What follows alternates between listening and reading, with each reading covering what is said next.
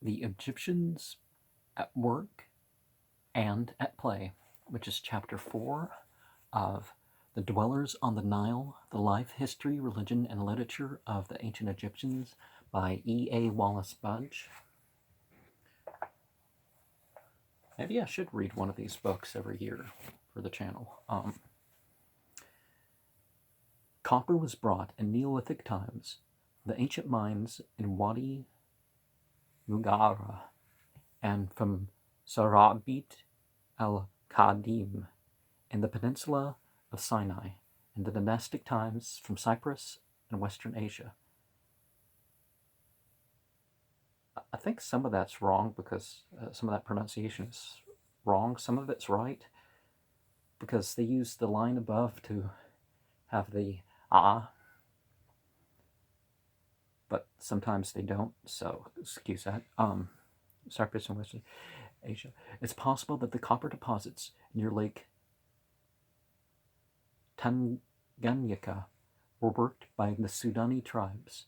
Iron was known to the people of the Sudan at a very early period, and in the Neolithic period it was imported into Egypt in small quantities. Objects made of it have been found in graves of all periods of dynastic history, but the use of iron never became general. Its red-colored rust caused the Egyptians to associate it with Set, the god of evil.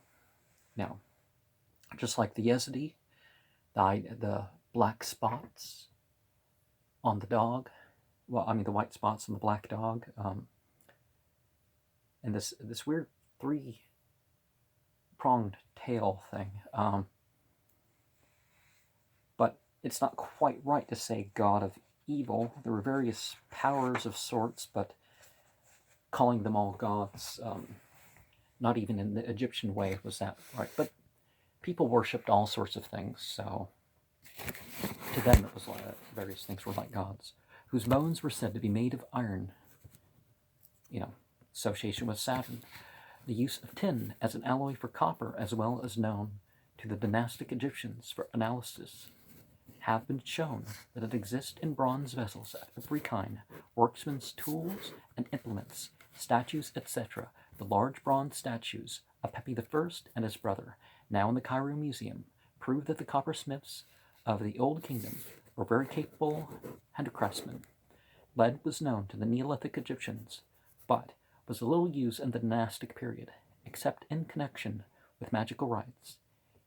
In late times, lead was used for seals. Nowadays, cheap pewter with lead in it, so when you get your symbolic little things, you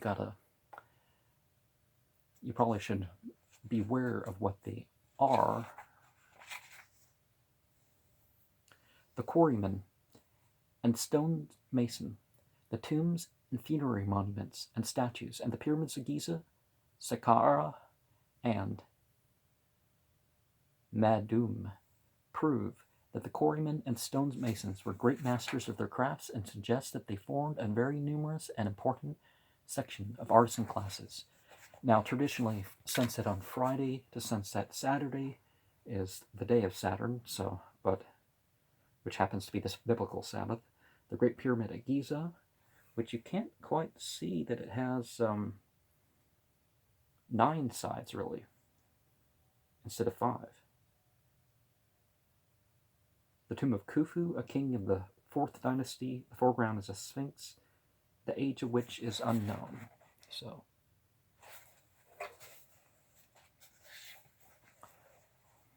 there is reason to put it at 10,000 BCE. Some people are going to put it a full precession of the equinox earlier. There are parts of the pyramid that are dated several thousand years older, so I think the pyramid was a rebuilding on top of something at the very least. And there are 5 pharaoh names. 5 pharaoh names in that pyramid. They only picked one. I remember this clip of Zahi Hawass in the pyramid, and it shows there's 5 cartouches if you pause the film at the right spots in the room that he's in. So 5 kings are mentioned, but he glosses over that. The principal quarries were those of Tura, opposite Memphis, Kes in Middle Egypt, Wadi Hammamat, those near Abydos, and at Jabal Silsila, Syena, and were quarries in many parts of Nubia. The stones mostly quarried were fine white limestone, alabaster, sandstone, both yellowish limestone and crystalline limestone, red, gray, and black granite. There's also this granite that has like an orange sort of tinge to it. It's interesting how you can identify specific places by very specific things that you can't even see sometimes in terms of the materials. But basalt, diorite, and porphyry for inlaid work, lapis lazuli, malachite, carnelian, sard, red, yellow, and black jasper were commonly used. The stone blocks were detached from their bed by driving wedges into a series of small rectangular slots cut in a row in the rock to the depth of 3 or 4 inches. The modern quarrymen used to make their wedges of wood of the palm tree and moisten them with water, and in swelling the wedges burst away the block required. That this was the method followed by the ancient Egyptians is proved by the undetached granite obelisk now lying in the quarry at Aswan. The blocks of this quarry were roughly dressed and shaped with flint and copper scrapers and chisels and stood ready for removal. When it was required to take them down to the river for transport to the site where they were to be used, they were hauled on sledges by men with ropes, and then sledge and block were dragged up and down inclined planes to the river. Cranes and derricks and even sheer legs were unknown to the Egyptians, and it is doubtful if they were acquainted with the lever.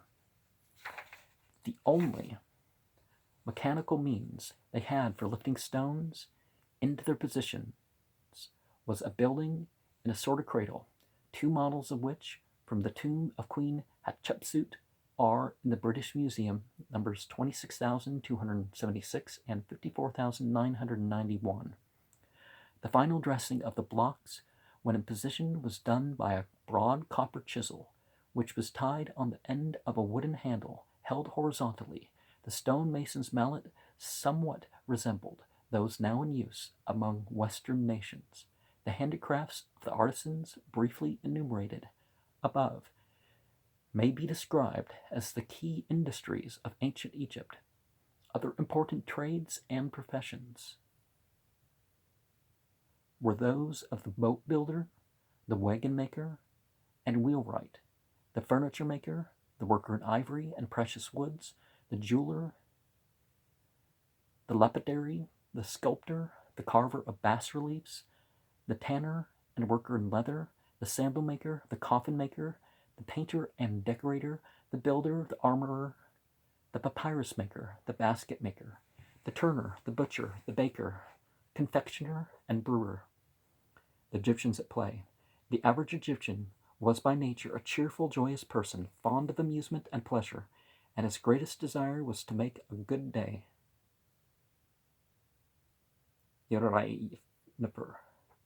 To eat, drink, and to be merry.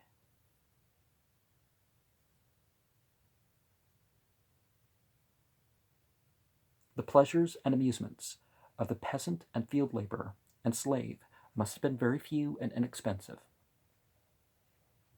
Then, as now, they loved to assemble in the house of mirror, which was equivalent of the modern cafe or wine shop, and gossip with their friends, and many statements in the papyri containing moral aphorisms suggest that the Egyptians were given to drunkenness. Whether they were addicted to the use of narcotics like opium and hashish is uncertain, but it is probable that their sweet beer contained an infusion of some plant with sporific qualities. Acrobats, conjurers, and gymnasts, and dancing women were popular visitors in every town and village, and each community maintained its loyal troupe of performers. These were employed at weddings and on festival occasions, and they even accompanied funeral processions to the doors of the tombs, where they gave exhibitions of their skill to amuse the general body of the friends and mourners of the deceased. Whilst the solemn funerary rites and ceremonies connected with the deposit of the body in the tomb were being performed, the buffoon was as popular in ancient and modern Egypt. The buffoon was as popular in ancient as in modern Egypt, and no local entertainment was complete without the services of the youth, who played a single or double reed pipe and sang songs, probably of an amorous character, and the storyteller, the Muslim Rawiya. Whether the early Egyptians practiced dancing as much as the Sudanese tribes is not known, but we may be sure that when the Nubian peoples came into Egypt as soldiers and watchmen, they brought their own tribal dances with them, and that in dancing their steps were regulated by the beat of some kind of drum, like the modern darabuka, and by the clapping of hands. Children, as we have seen, played with balls and toys and dolls of various kinds, and youths amused themselves with bows and arrows, wrestling, etc. The Egyptians of all classes played many games of chance and of skill, but nothing was known of the systems on which they were played. The oldest and the favorite of these was draughts, not chess, as was once thought, and the hieroglyph of,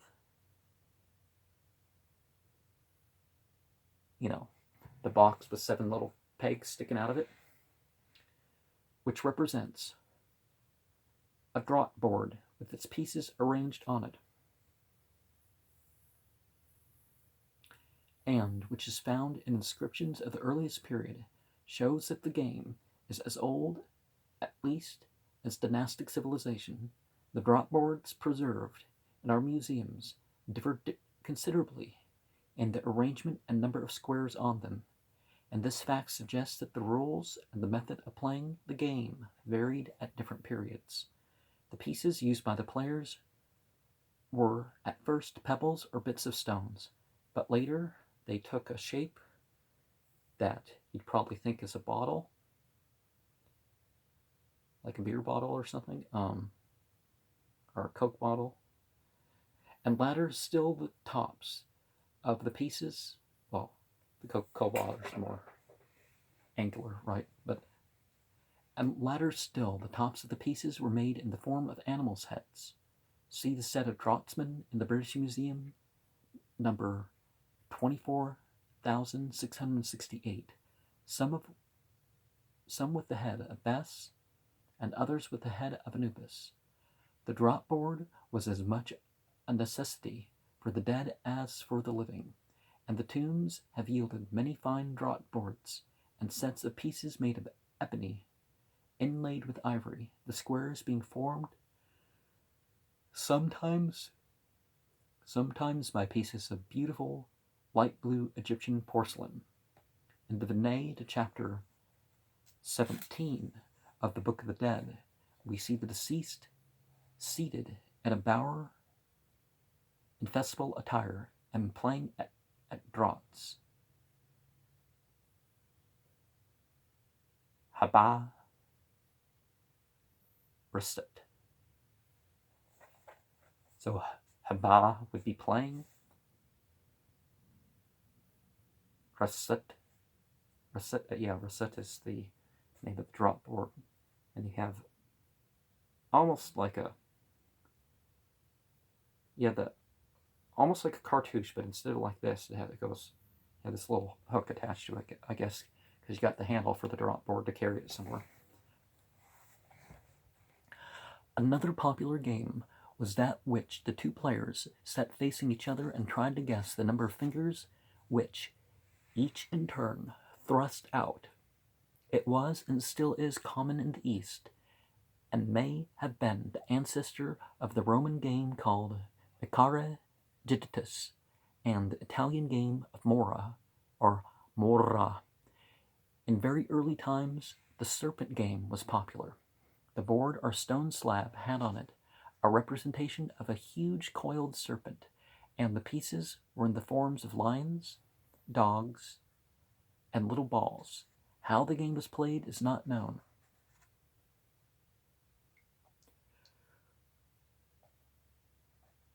From first to last, the Egyptians loved music, if we may be allowed to use this word to describe their vocal and instrumental efforts. Whether they had written notation cannot be said, probably not, and none has so far been found. Certainly, modern Central African tribes who are capable, practical musicians have none. The Egyptian was a singer by nature. The child sang his lessons, and the peasant sang as he worked on the farm. The boatsman sang, the fisherman sang. The king and his nobles maintained singing men and singing women, many of whom were blind, and the temples had their great choirs to sing litanies and hymns to the entities. Wherever possible, singers were accompanied by musical instruments.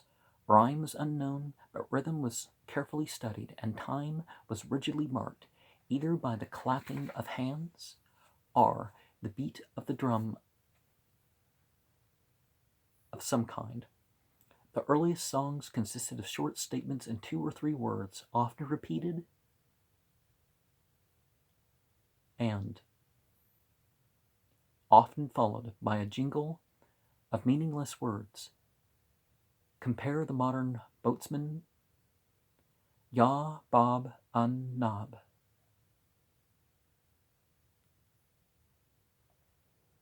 O gate, a knob. Well, perhaps it isn't good grammar. I think it sounds like it is good grammar. So we have a large Egyptian harp there.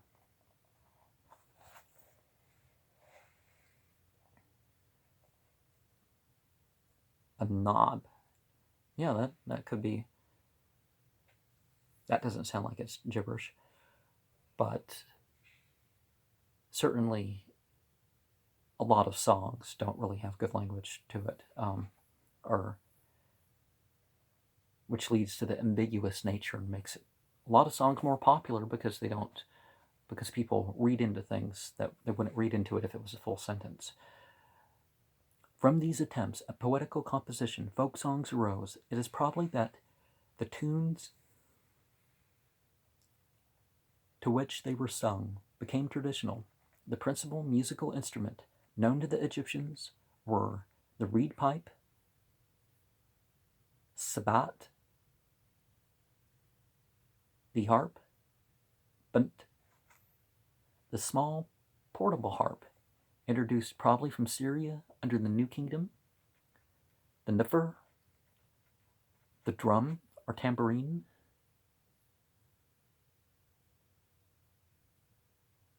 dubun, sir, and tib, and clappers are castanets, yaheu, yeah, are na kropsia.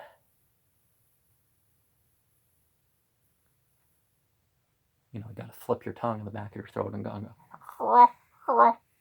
because you got that little duck there. And cymbals. The last named came into use, very hard Z, if you think about it. You can also call it, sounds a little different, but it's okay. The last name came into use under the New Kingdom. All these instruments were used for secular rejoicings, but there was one instrument, the use of which seems to have been reserved for religious services in the temples. The sistrum called sashesh. This consisted of a broad band of copper, bent almost double and fixed in a rounded handle of wood or copper, flattened at one end and decorated with heads of Hathor. Through holes drilled at both sides of the copper band, bent wires were inserted, and when the instrument was shaken rapidly, the wires rattled and produced sharp ringing noises, which were supposed to drive away devils. The very shape of the wires that rattled had a magical significance. Now, perhaps it attracted devils, who knows? Because there is this thing that different cultures have said, well, the musical instruments, God has his scriptures and rituals, and the demons like the musical instruments is something that's said in various cultures. But to throw in a biblical note, there is no secular music in biblical approval. So Calvin was right to a degree about that being what's actually taught. Dancing appears to have been primarily a religious exercise by means which the dancer gave expression to his feeling of gratitude towards the entities and his worship of them. Already under the first dynasty, on great occasions, the king danced before his entity, and the man who knew how to dance, the dance of the entity, was an honored and protected person. And King Sempte dancing before his entity, and King Thutmose III of the 18th dynasty dancing before Hathor. Okay, it's not Dahotmas.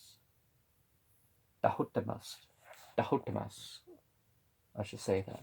Dahotmas, not Thutmose.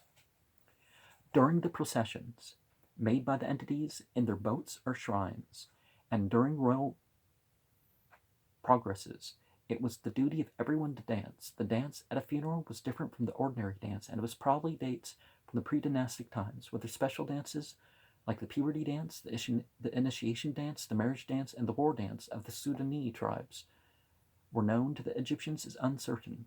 The monuments show that the dancing men and women were little more than loincloths, and it seems as if their movements consisted of a series of short, sharp jerkings of the legs and arms, and leaping into the air. Under the New Kingdom, the character of dancing changed greatly, and the ornaments of the women and the dressing of their hair, and the general abandon of their movements, show that the dancing women of the period were the equivalents of the unprofessional dancing women of Cana in Upper Egypt and Cairo today.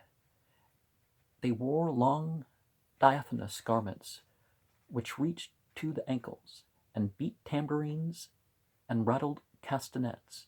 The nobles amused themselves by giving banquets and entertainments to each other, and the paintings in the tombs give us a very good idea as to the way in which they were conducted. The guests arrayed in festal garments, with plenty of scented grease on their heads, and the women put flowers in their hair, sat on ebony and ivory stools or chairs, and ate course after course of meats, vegetables, and sweetmeats, and drank large quantities of beer sweetened with honey and wine. The host, if a wealthy man, gave necklaces and other ornaments and flowers in wreaths or garlands to the ladies, and the servants brought round cups of wine at frequent intervals. The stands in the hall were loaded with fruits and flowers, perfume of which filled the air, and meanwhile the band, the players on the reed pipes and flutes and hand harps, discoursed sweet music and accompanied singers, both male and female, and the funerary barge with women beating their heads in token of grief. Okay, they're not just slapping their face. Well, they shouldn't be slapping their face. And singing dirges for the dead. The barge is supposed to be crossing from the east to the west bank of the Nile at Thebes, where the great cemeteries were situated.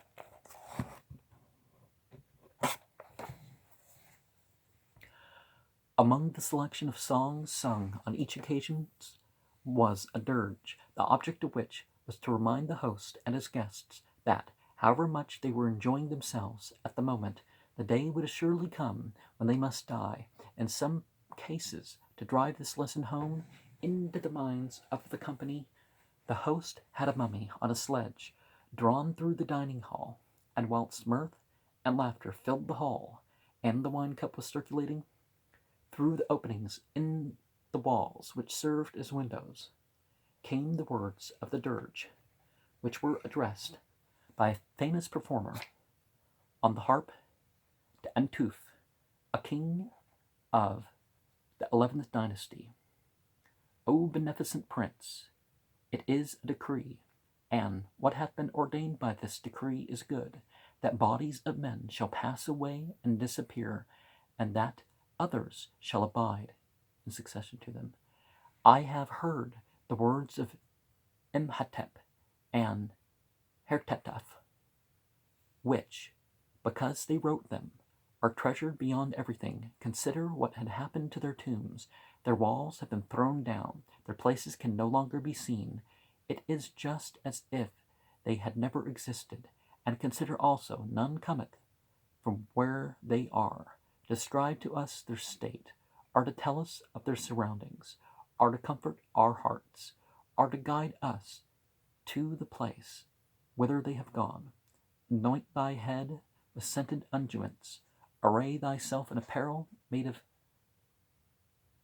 byssus, steep thy body in precious perfumes, which are indeed emanations of the entities. Occupy thyself with pleasures by day. Cease not to search out enjoyment for thyself. Man is not permitted to carry his goods away with him. Never hath existed the man who, once departed, was able to return to earth again. Follow thine heart's desire. Search out happiness for thyself. Order thy affairs on earth so that they may minister to the desire of thy heart. For at length the day of lamentation shall come, when the still heart shall not hear the lamentations, and the cries of grief shall never make to beat again the heart of him that is in the grave. Comfort thy heart, forget these things. The best thing for thee to do for thyself is to seek to attain thy heart's desire as long as thou livest. Okay.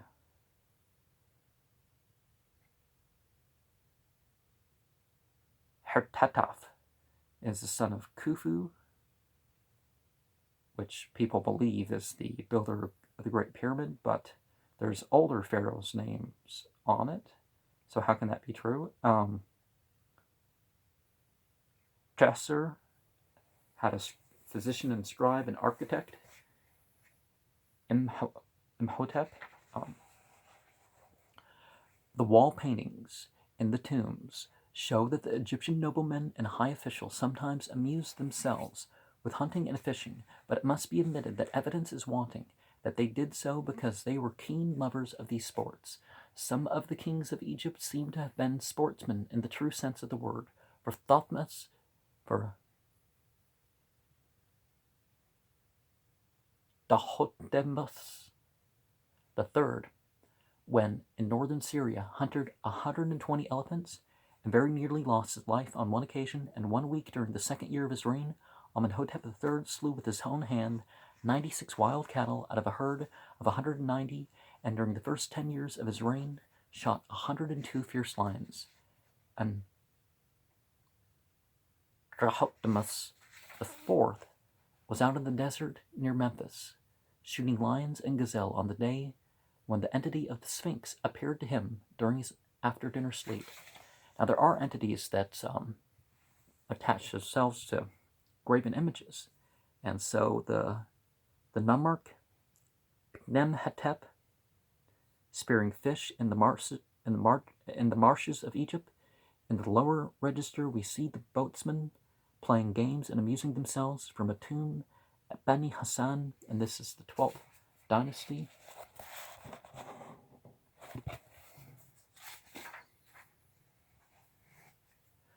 Many pictures show us noblemen fishing and fowling in the swamps and marshes of Egypt. But there are none that suggest that any of them went to the deserts and forest vastness in the Sudan, where the lion and leopard and elephant and the rhinoceros and the hippopotamus and other big game lived. The early Egyptians hunted the lion. Ma'ir, Sa, and that's like a skin there. But he usually caught by enticing him to a place where some living animal was tethered. Whilst the lion was occupied with his prey, the hunters and their dogs attacked him. The Egyptians admired the lion greatly and found a way to tame him. And in the Westcar papyrus, we read of a magician who could make a lion follow him like a dog. Like the late Sultan of Muscat, Ramses II had a pet lion that drove with him in his war chariot and attacked the foe. Other wild animals hunted were the hyena, the panther, and the leopard.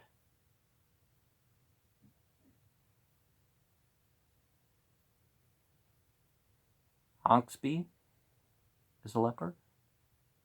Well, definitely that's a cat. Wildcat. The skin of the last name formed an important article of priestly attire. The leopard seems to have been regarded as a typhonic animal. The great mythical beast that is fought and divided, and people say that creation was formed out of this dead entity. But whether the Egyptians, also a destroyer, but whether the Egyptians thought that the living and dead sometimes assumed the form of a leopard, as many Sudanese tribes do at the present time, is not certain. The rhinoceros, the elephant, or Oxbu, the giraffe, were well known to the Egyptians, and the elephant was hunted and killed for the sake of its tusk at a very early period.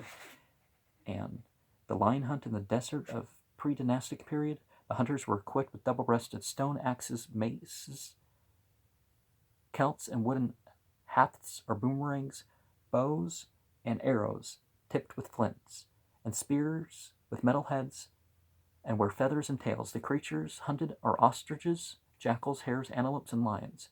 British Museum, 20,792.